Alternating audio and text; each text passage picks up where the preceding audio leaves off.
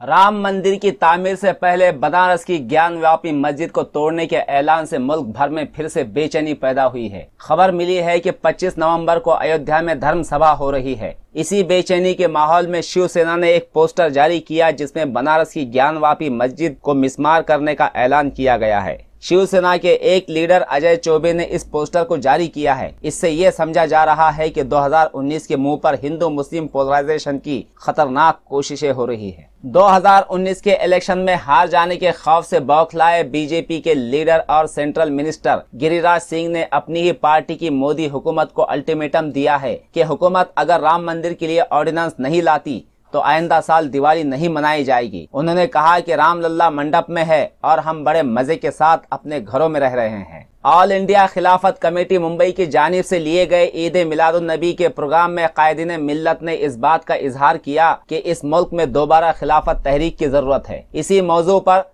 NCP के कौमी leader Sharad Pawar ने कहा कि आज भारत की तारीख का अहम दिन है और वो इसलिए कि आज तहरीक खिलाफत को याद किया जा रहा है। उन्होंने ये भी कहा कि मुल्क के हालात को मैं जब देखता हूँ तो मायूस होता हूँ, लेकिन इस प्रोग्राम में शरीक होने के बाद जब खिलाफत की तहरीक को याद किया जा रहा है मेरी उम्मीदें फिर से जिंदा होने लगी है। उन्होंने कहा कि खिलाफत की तहरीक वो तहरीक है जिसने भारत की आज़ादी के लिए अपना खून बहाया। उस वक्त अंग्रेज हुकूमत ने आज की आरएसएस और बीजेपी ही की तरह हिंदू मुस्लिम नफरत की आग लगाई थी, लेकिन खिलाफत मूवमेंट यानी कि खिलाफत तहरीक ने अंग्रेजों की इस खतरनाक मंसूबे को खाक में मिलाया और हिंदू मुस्लिम भाईचारे की मिसाल दी है। इसलिए आज जबकि आरएसएस और बीजेपी हिंदू मुस्लिम नफरत की आग लगाकर अपनी खाल बचा रही है और हुकूमत को कायम रखने की जी जान से कोशिश कर रही है, ऐसे हालात में इस मुल्क में फिर से खिलाफत तहरीक शुरू करने की जरूरत है। पूरे मुल्क में ईद मिलादुन नबी की खुशियां उरूज पर थी और इसी दौरान में जलगांव के करीब अड़ावत मुकाम पर मिलादुन नबी के जुलूस पर नामालूम शरपसंदों ने पथराव किया और इसमें 2 मासूम बच्चे बुरी तरह से जख्मी हुए हैं। इस वाकये से पूरे गाँव में हालात नाजुक हो चुके थे, लेकिन मुसलमानों ने सब्र का दामन नहीं छोड़ा। इसी के साथ चोपड़ा गांव में भी इसी तरह का वाकया पेश आया और गांव में हालात कशीदा हो गए।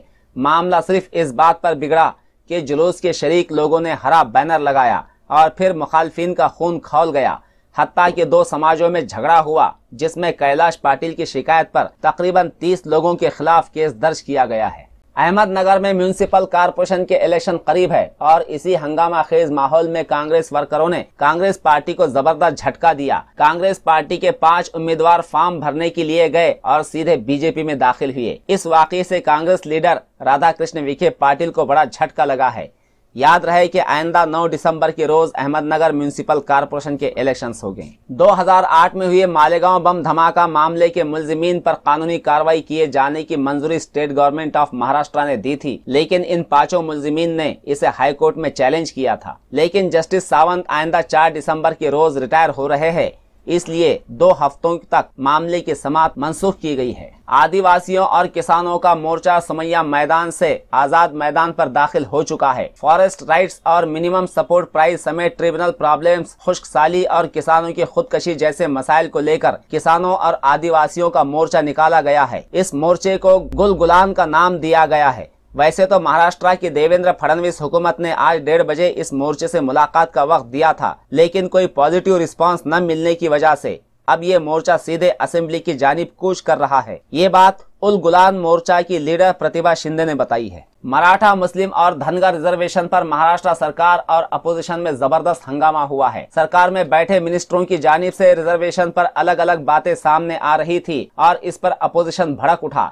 इस पर अजीत दादा पवार ने फडणवीस हुकूमत को आड़े हाथों लेते हुए कहा कि मुस्लिम रिजर्वेशन पर हुकूमत जुबान खोलने के लिए भी तैयार नहीं है। 2 दिन पहले ही 2 ज्योतिषियों ने मिलकर औरंगाबाद शहर के एक शख्स को 13,000 रुपयों का झांसा दिया और एक तालीम याफ्ता नौजवान को झांसा देकर इसका मोबाइल और घड़ी लेकर फरार हुए। खबर मिली है कि ऋषिकेश खगार जेनीसी कॉलेज का स्टूडेंट है और रास्ते में इसे 2 ज्योतिष मिले। मुस्तकबिल का हाल दिखाने का झांसा देकर दोनों ने इसके मोबाइल और घड़ी पर हाथ साफ कर दिया। मामले की छानबीन जारी है।